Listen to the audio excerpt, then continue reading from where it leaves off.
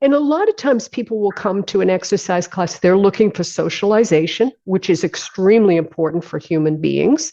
They're also looking to, when they move, it adjusts the hormones and the neurochemicals in your body, so it lifts your mood. You feel better because you know you've given yourself that time to take care of your health, and you're more energized at the end. Let's learn how our next guest gets up, dress up, and show up on purpose. Enjoy the episode.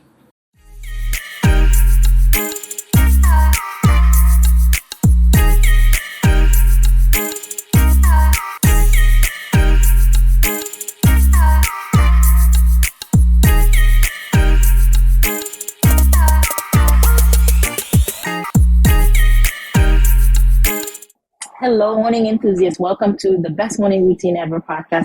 I am your host, Dr. Lynn, and today I have the honor of introducing Dr. Lynn to the show. She is a naturopath and yoga therapist and author of multiple books, and she has been featured as one of the hottest, fittest professionals, and I am excited to have her on the show, and we're going to talk about anti-aging workouts. For every different bodies. So stay, brace yourself. It's going to be an exciting show. So with no further ado, Dr. Lynn, welcome to the show. Well, thank you for inviting me. It's exciting to be here with you. Yes, it's my pleasure. I mean, you've made several guest appearances, right? On CBS, you were on NBC. So tell us about this wonderful journey of yours. Well, I started really thinking about, what we used to call it anti-aging, and now I call it proactive aging. Mm-hmm. And in my early 50s, I sort of saw this transition in the fitness and the health field, where there were the baby boomers, which were really the people that drove the fitness and the health revolution. They were all coming into midlife. And you had these really young instructors coming in and teaching them classes, and they really didn't understand their audience. They didn't understand where, more specifically women, because it's mostly women that come to these classes, but the changes and the things that were going on in their body and how to communicate with them to motivate them, to keep them, active, because that's really the key to the whole thing, is staying active. Right. And so it's moving a lot of time, right? You just have to keep moving, especially after over 50. There's the workout, I agree, is definitely different. So tell us how different it is for, say, women over 50, what they should be, what muscle targets they should be focusing on at that age. Well, at that age, as we're moving into that, we've got either perimenopause or menopause. And as that starts to happen, different things happen. Your hormones change and your energy changes. And so women, it's a fallacy that we put on weight as we go through menopause. We don't need to put on weight. And I have many, many clients who didn't. And the key to the whole thing was to move. But we also have to move in a different way, because when you start to have a drop in estrogen, it can affect the joints of your body. And that's when we see those first telltale signs of arthritis coming in. We see the first things, those muscles that, maybe the back hurts a little bit. You don't have quite that energy that you had when you were younger. So the idea is to really get people to focus on health and really embracing their body rather than the six pack, or these muscles, it's important to have those, but, gravity takes over, and we just got to fight it as best we can. That's what we have to do. I agree. It's so funny because my mom always constantly talking about inflammation in the joints and the bones, back aching, knees hurting. She's like, I know it's gonna rain because my knees are hurting. Yeah, that kind of stuff. And exactly. So what I did is I created programs that really made people think about their joints. For example, or I taught a class today, and what the class today to the ladies was all about paying attention to your nervous system and how your nervous system communicates with your muscles and with your bones.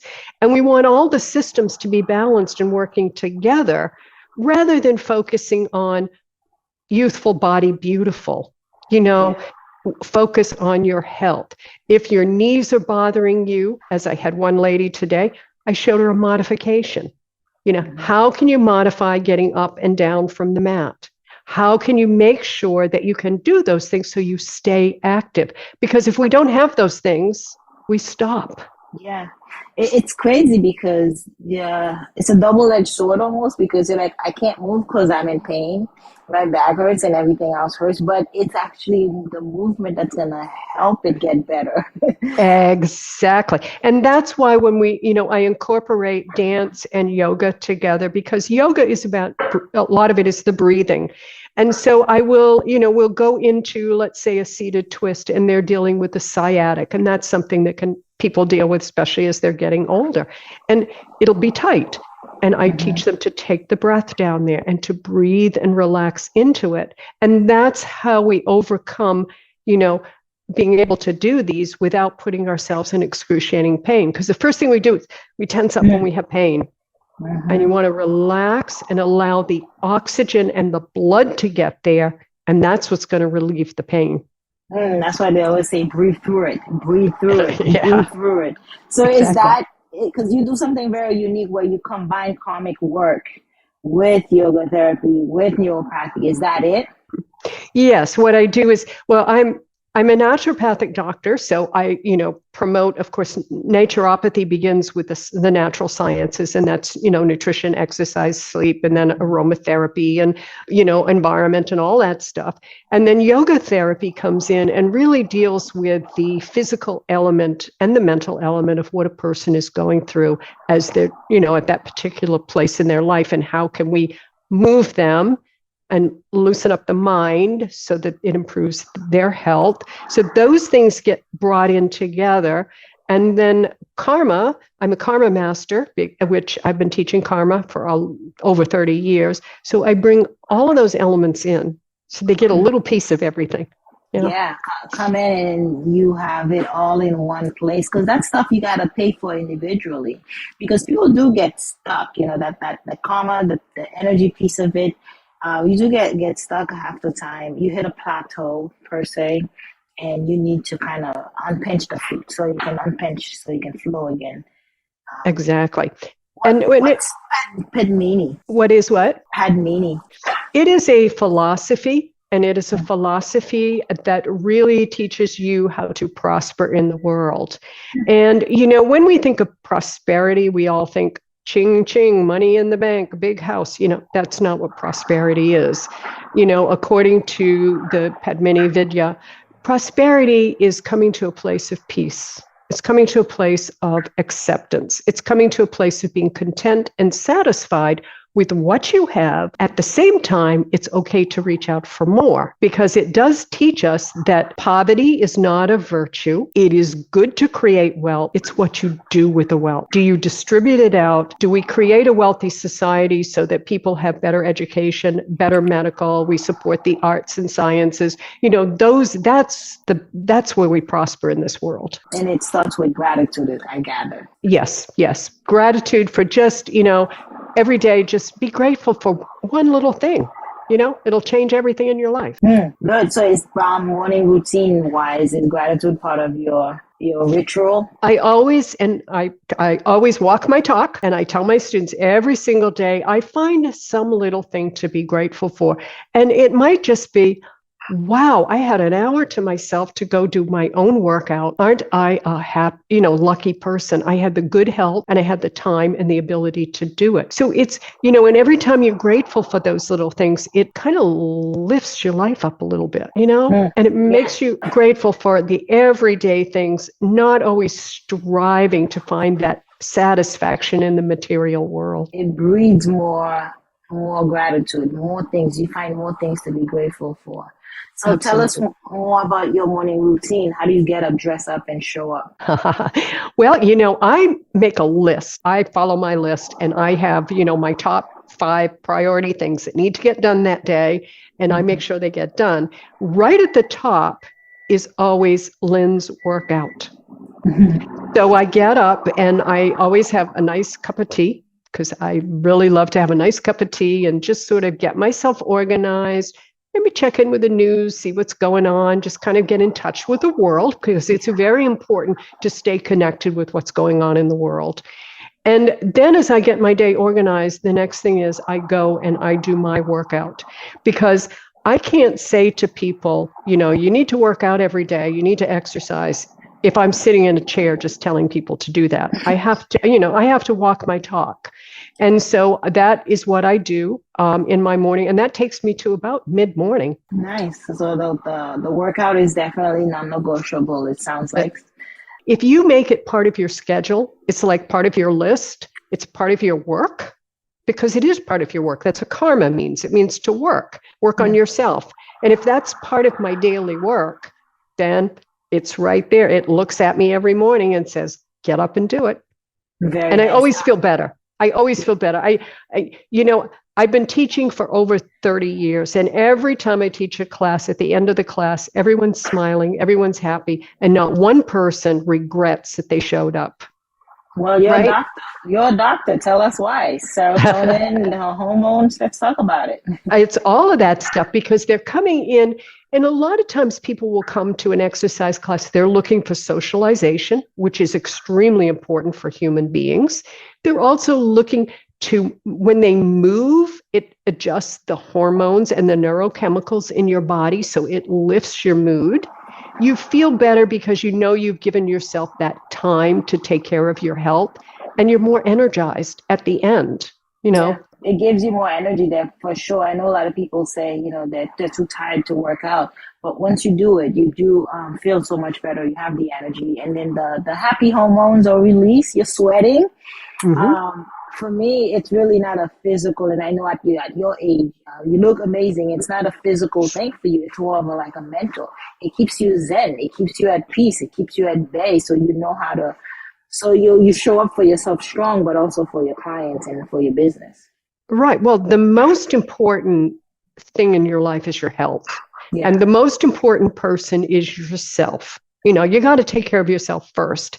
And as I remind my students, at the end of every class, I always make them give themselves a little pat and congratulate themselves. I say, you did the best thing you could have done for yourself. You carved out 1 hour to take care of your health. And they always smile because it's like, oh, yeah, I could congratulate, because they should be congratulated. I mean, anybody who gets out of bed, gets themselves dressed, and comes to a class and commits to it, they should really, kudos to them every day. Because it's very easy. It's very easy to say, I'm not going to do it today. Yeah, and we prefer. I'm an early riser and a morning person as well. But it gives you more energy for the rest of the day. Because there's days when if you don't do it, you're more lethargic.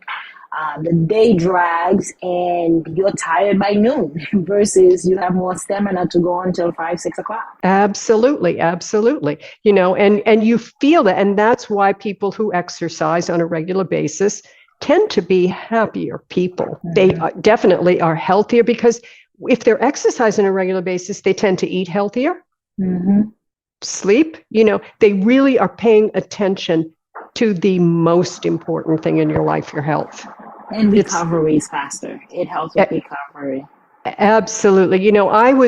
I was diagnosed in my mid-50s with cancer, and I had to have what's called a radical hysterectomy. And it was, quite a surgery.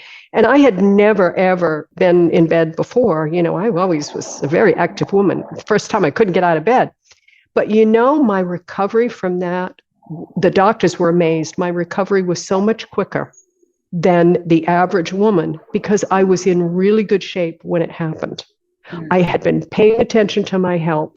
And so therefore my body, even though it had a disease, even though it had taken on that, my body still had a stronger component to it. Yeah. And it came back even faster. I believe you. Same thing with childbirth too. You bounce back faster from injury. You bounce faster from labor because it's muscle memory. The body retains all that and uses it for healing. White blood cells and count or at their prime. Exactly. Yeah. So tell us, what's one thing that we believe in stimulating the mind? What's one thing that you're reading and how do you feed your senses? What are the things that you consume to program the mind to make sure you show up every day and stay motivated? Well, when to be a karma master means that you read and you write and publish and you teach and you practice. And it's something that I practice every single day. And that's what keeps me on that path, because I know that what I'm doing is every single day, I'm doing everything I can to work my karma in a positive way. And so that's what keeps me motivated. I do practice karma yoga every single day. I read from the scriptures every day.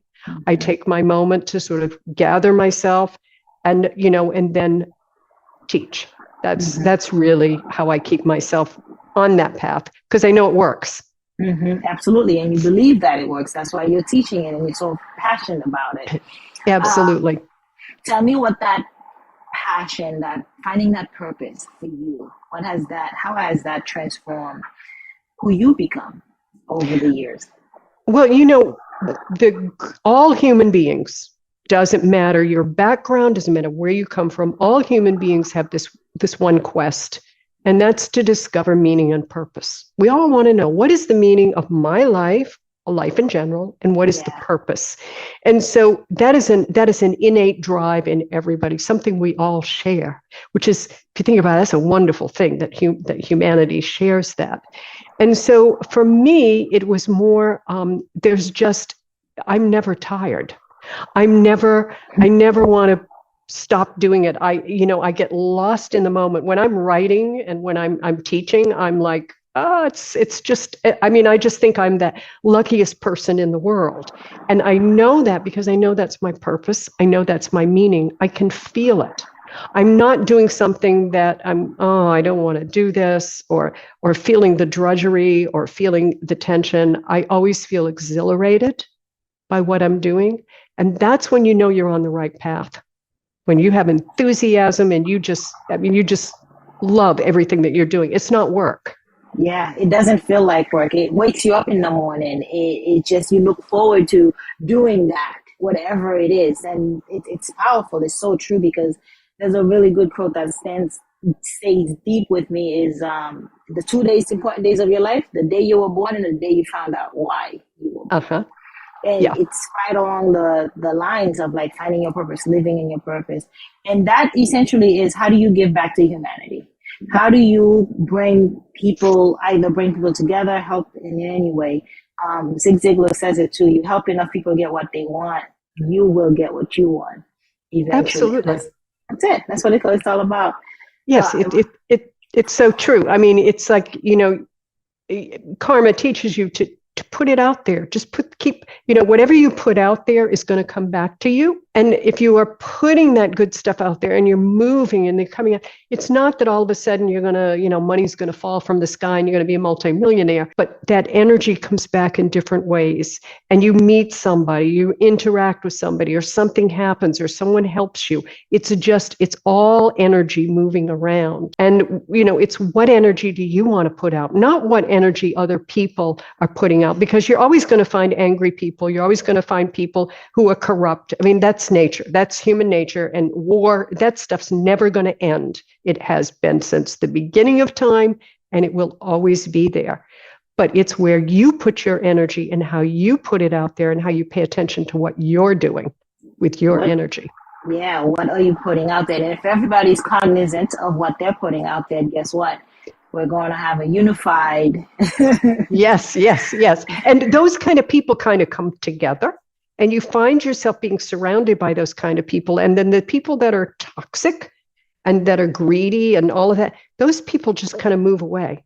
They don't get in your sphere because you don't want them there. And you can see them for what they are.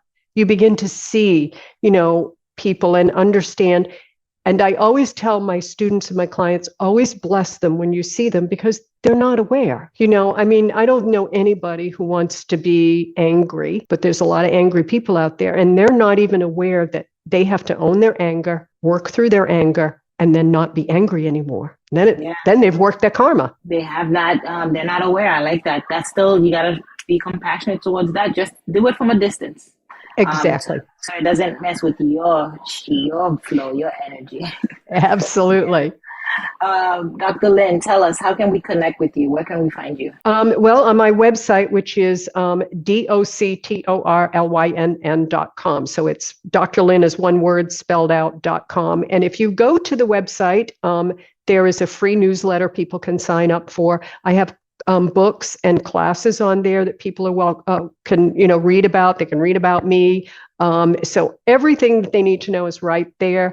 Also at the top, I have Facebook and Instagram and all of those. So if they want to follow me on those, they can follow along.